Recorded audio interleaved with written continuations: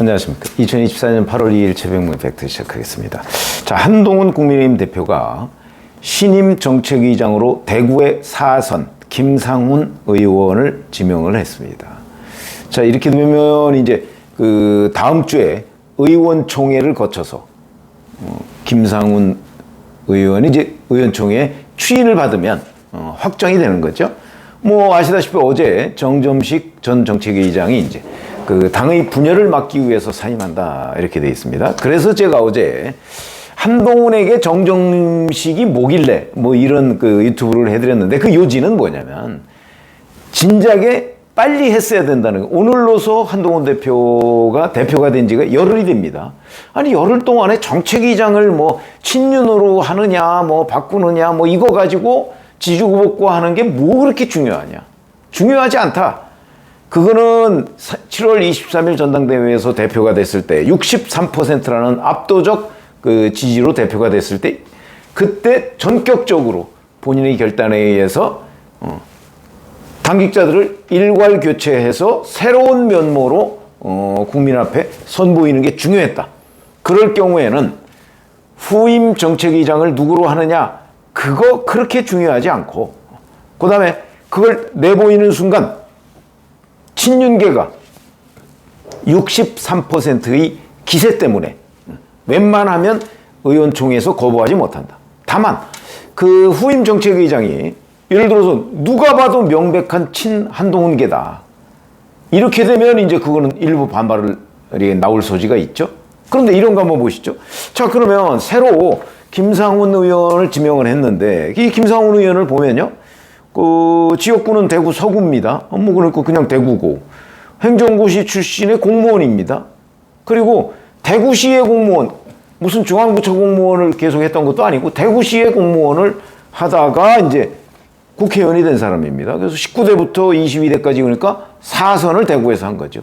뭐 대구야 뭐 공천만 받으면 되는 곳이다 이렇게 평가를 받는 곳이기 때문에 그리고 뭐 자유한국당 이제 국민의힘 전신이죠. 여기서 정책위 부의장을 했고요. 민생경제안정특위위원장 뭐 이렇게 해서 뭐 정책통이다 뭐 이렇게 얘기하는데 그거 별로 중요하지 않습니다. 정책위의장 뭐 정책통이든 아니든 뭐 정책 그 웬만하면 그 국회에서 몇 년 동안 그 정책을 다루다 보면 법안을 다루다 보면 정책에 대해서는 본인의 노력 여하에 따라서 충분히 습득할 수 있는 거죠. 그게 중요한 게 아니고 여기서는 어쨌든 간에 자, 친윤계냐, 친한계냐, 이런 것들이 중요하죠. 그리고 그로 인해서 용산 대통령실과의 갈등이 생기느냐, 아니면 잦아드느냐. 그러면은 정점식 전 정책위장은 누가 봐도 확실한 친윤계입니다. 뭐 검사 출신에다가 윤석열 대통령과 아주 가까웠다고 하죠. 그리고 정점식 전 정책위장이 상을 당했을 때 윤석열 대통령이 그 상가에까지 방문을 했습니다. 그럴 정도로 당 안팎에서 이 사람은 친윤계야 라는 게 명백했죠. 그러니까 저는 한동훈 대표가 바꾸려고 하는 것이 당연했다고 보고요.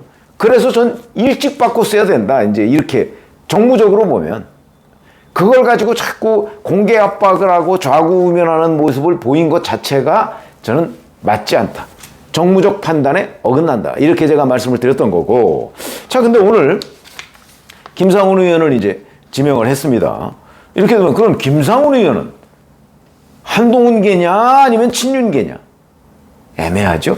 언론 보도를 보면 다 개파색이 옅은 이렇게 나옵니다.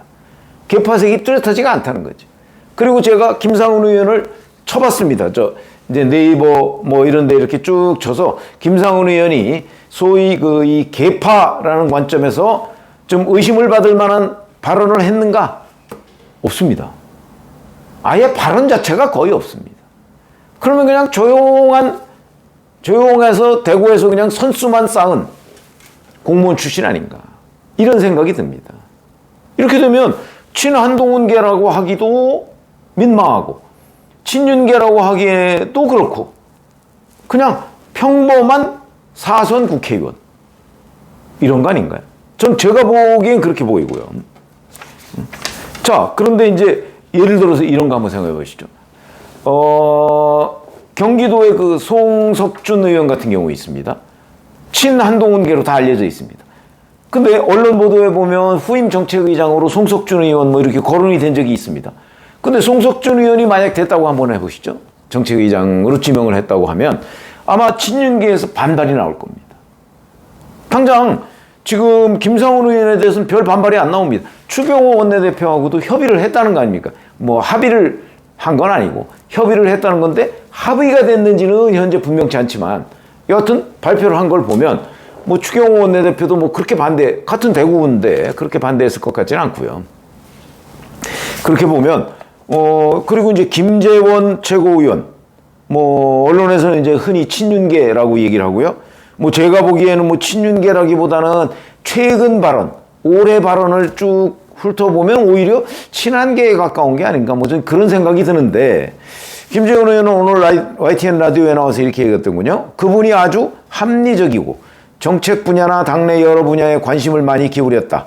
잘 선정했다고 생각한다. 뭐 이렇게 얘기했습니다. 이렇게 친윤과 친한 사이를 왔다 갔다 한다고 할 수 있는 김재원 최고위원이 긍정평가했고 뭐 이러면 다음 주에 의원총회에서 추인을 받는데 별 문제가 없을 걸로 보입니다. 이럴 일을 왜 열흘씩이나 걸렸느냐 하는 게 제가 어제 그 정점식이 한동훈한테 도대체 뭐길래라는 유튜브 해드린 거의 요지입니다. 이런 정도라면 빨리 하고 새로운 면모를 보여서 열흘 동안 뭔가를 했을 겁니다. 근데 열흘 동안 지금 아무것도 못하지 않았습니까? 이제 이런 게 정무적 저는 그 판단이라고 보고요. 자, 그런 점에서 본다면 이제 그 김상훈 의원이라는 그 새로운 정책위장이 아마 이제 다음 주에 뭐 임명이 되겠죠. 그러면 이제 문제는 이런 겁니다. 최고위원회의는 9명으로 구성이 되죠. 오늘 이제 지명직 최고위원회는 김종혁 전 조직부총장. 여기 뭐 중앙일보 기자 출신입니다. 근데 이제 최근 발언을 보면 뭐 친한동훈계가 뭐 명확해 보입니다. 자, 그러면 친한동훈계가 한동훈 본인 있고 장동혁, 진종호, 김종혁 이렇게 해서 4명 확실한 친한동훈계. 그 다음에 친윤계. 그러면 인요한, 김민전, 추경호 원내대표. 여기다가 이제 김재원 최고위원은 뭐 친윤, 친한 근데 뭐 지금 뭐 현재까지는 뭐 언론에서는 친윤으로 더 많이 분류를 하니까 그럼 4대4. 그리고 김상훈 의원입니다. 그럼 김상훈 의원은 한동훈 대표가 발탁했으니까 친한이냐? 아니면 원래 이 김상훈 의원의 색채는 뭐냐? 이런 것들이 이제 앞으로 논란이 되고 김상훈 의원이 어느 손을 들어주느냐에 따라서 친한계 평가를 받을 수도 있고 친윤계 평가를 받을 수도 있는 것 아니냐? 이렇게 됩니다. 일단 그 한동훈 대표가 발탁을 했으니까 뭐 친한동훈계 아마 언론은 이제 앞으로 계속 그렇게 분류하겠죠. 근데 김상훈 의원의 그간 여러 가지 발언이나 언행을 보면 뭐 무슨 계파다 하기가 어려운 상황이다. 그래서 제가 보기에는 저도 그래서 김상훈 의원은 잘 골랐다. 아마 윤석열 대통령도 그리고 뭐 포용 얘기를 했던 그 정진석 대통령 비서실장도 뭐 크게 반대 안 할 걸로 보입니다. 왜? 친한동훈계가 명백하면 반대할 텐데 그게 아니니까 지금 반대할 명분도 마땅하지가 않죠. 저는 일찌감치로도 제가 TV조선에 나가서도 그랬고요. 유튜브에서도 그랬는데 이게 바로 한 발씩 양보한 겁니다. 윤석열 대통령과 한동훈 대표가 확실한 친윤, 확실한 친한에서 한 발씩 물러서니까 이런 타협점이 충분히 나올 수 있다. 이게 정치다. 제가 말씀드리려고 하는 게 바로 그겁니다. 이렇게 되면 갈등이 해소가 됩니다. 해소가 되고 아마도 김상훈 의원은 물론 한동훈 대표가 발탁을 했기 때문에 한동훈 대표 쪽에 약간의 무게중심이 더 있을지 모르겠으나 기본적으로 김상훈 의원 자체가 계파색이 별로 없는 사람이기 때문에 이렇게 되면 아마 김상훈 그 정책위의장의 눈높이는 국민 눈높이하고 맞을 가능성이 대단히 높습니다.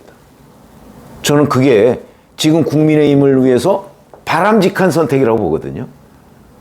그래서 자 앞으로 이제 한동훈 대표가 이제 새 지도부와 함께 뭐 이런저런 여러 가지의 아마 이제 정책들을 결정하고 뭐 판단하고 할 텐데, 그때도 바로 저는 이런 약간은 중립지대 성향의 그 지도부, 이런 사람들이 많을 때 결국 한동훈 대표도 국민 눈높이를 쫓아가는 경향을 보일 것이다.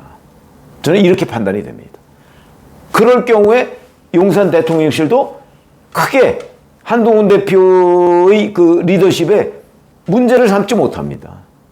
국민 눈높이를 맞춰가는데. 이렇게 되면 이제 당장 눈앞에 놓인 뭐 김건희 특검법이나 해병대원 특검법이나 뭐 이런 것들이 있죠. 이런 것들에 이제 김상훈 의원은, 김상훈 정책위장은 어떤 입장을 취할 것인가. 이런 것도 또 국민 눈높이에 맞춰서 이제 김상훈 의원이 입장을 정하면 국민의힘 지도부가 그쪽으로 쏠리지 않을 수 없는 상황이 될 것이다. 이렇게 보는 거죠. 그래서 이런 것들이 결국은 용산 대통령실도 국민 눈높이를 맞춰가는 저는 하나의 과정이라고 보기 때문에 저는 그 개파색이 옅은 후임 정책위장을 뽑은 한동훈 대표의 이것도 이제 정무적 판단인데, 그런 정무적 판단, 그거는 지금 평가할 만하다. 이렇게 보는 거고요. 앞으로 한동훈 대표가 이제 대통령실과의 관계에서 취할 그 여러 가지 기준, 잣대, 이런 것들도 결국은 이번에 정책위장을 인선한 것과 같은, 그러니까 친한계를 배제하고 개파색이 옅은 사람을 인선한 것 같은 이런 기준과 잣대라면 용산과의 그 어떤 큰 충돌, 뭐 이런 것도 뭐 별로 없을 가능성이 높은 것 아닌가, 이렇게 봅니다. 그래서 지금 그렇지 않아도 이제 정점식 정책위장을 사퇴시키는 과정에서 윤한 갈등이 다시 불거지는 것 아니냐 그랬는데, 김상훈 정책위장을 지명하면서 그게 다시 이제 좀 진정 국면을 보일 것으로 보이고요. 앞으로도 이제 또 여러 가지 뭐 특검 관련한 게 있으니까 그런 것들도 이렇게 지금 김상훈 정책위장을 지명했듯이 국민 눈높이를 맞추려는 노력, 이런 것들이 아마 갈등을 완화하는 데 대단한 도움이 되지 않을까, 이렇게 보고 있습니다. 고맙습니다.